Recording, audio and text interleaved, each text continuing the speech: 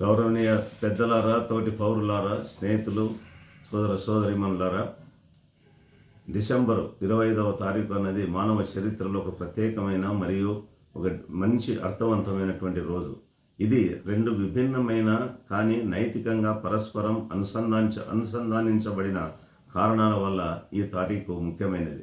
ఒకవైపు ప్రపంచం క్రిస్మస్ను అంటే జీసస్ క్రైస్ట్ యొక్క బర్త్ను పుట్టుకను జరుపుకుంటూ ఉంది.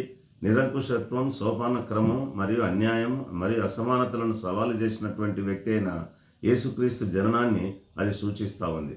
మరోవైపు 1927వ సంవత్సరం డిసెంబర్ 20వ తారీఖున కుల అణిచివేత మరియు సామాజిక బానిసత్వానికి వ్యతిరేకంగా ధైర్యంగా ప్రతిఘటించినటువంటి డాక్టర్ బిఆర్ అంబేద్కర్ మనుస్మృతిని ప్రతీకాత్మకంగా సింబాలిక్గా దహనం చేసినటువంటి సంఘటనను మనకు గుర్తు చేస్తూ ఉంది. ఒకటి ఆనందం మరియు కాంతితో నిండిన వేడుక, మరొకటి బాధ మరియు బాధలో పుట్టిన నిరసన. అయినప్పటికీ రెండు మానవులకు న్యాయం మరియు సమానత్వాన్ని చేయడానికి అంకితం చేయబడ్డావని మనం గుర్తించాలి. యేసు క్రీస్తు అంటే మరియు సమానత్వానికి వెలుగు. యేసుక్రీస్తు లోతైన క్రమానుగత సమాజంలో జన్మించాడు. తన జీవితం మరియు బోధనల ద్వారా ఆయన వివక్షతను తిరస్కరించి మానవులందరూ సమానమేనని ప్రకటించాడు. ఆయన ప్రేమ, కరుణ, వినయం, శ్రద్ధ మరియు భాగస్వామ్యం అనేటువంటి సందేశం అణిచివేత, అధికార నిర్మాణాల పునాదులను కదిలించింది. క్రిస్మస్ రోజున మనం కొవ్వొత్తులను వెలిగించినప్పుడు మానవ జీవితంలో ఒక కొత్త వెలుగు ఉదయించిందని ప్రతీకాత్మకంగా మనం ప్రకటిస్తాం. ద్వేషం, హింస మరియు అన్యాయాన్ని సవాలు చేసేటువంటిది ఈ వెలుగు. అదేవిధంగా బాబాసాహెబ్ అంబేద్కర్ మరియు ప్రతిఘటన అగ్ని. అదే తేదీన వేరే సందర్భంలో డాక్టర్ బాబాసాహెబ్ అంబేద్కర్, భారత రాజ్యాంగ పితామహుడు, మరొక రకమైనటువంటి అగ్నిని వెలిగించాడు. అది నిరసన అగ్ని.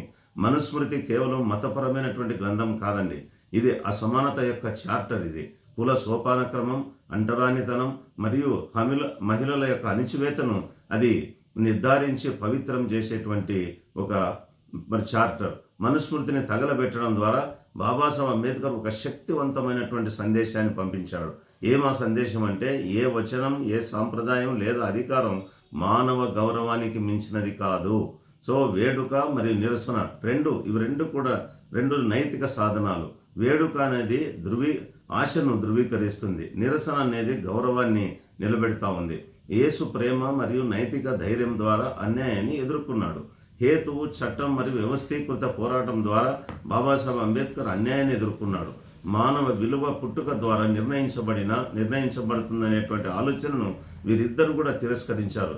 అణచివేతను చట్టబద్ధం చేసే వ్యవస్థలకు వ్యతిరేకంగా ఇద్దరు పోరాడారు. మరి ఈ యొక్క డిసెంబర్ 25 యొక్క నేటి ఔచిత్యం, రాజ్యాంగబద్ధమైన ప్రజాస్వామ్య పౌరులుగా ఈరోజు రాజ్యాంగ నైతికతను, న్యాయము, స్వేచ్ఛ, సమానత్వం మరియు సోదర భావాన్ని నిలబెట్టాల్సినటువంటి మన బాధ్యతను ఈ తారీఖు గుర్తు చేస్తూ ఉంది. భారత రాజ్యాంగం మనుస్మృతి యొక్క ప్రపంచ దృష్టికోణాన్ని స్పృహతో తిరస్కరిస్తుంది. అదేవిధంగా యేసుక్రీస్తు బోధనల్లో మరియు ఇతర సమానత్వ సాంప్రదాయాల్లో ప్రతిబింబించినటువంటి సార్వత్రిక మానవతావాదాన్ని స్వీకరిస్తుంది.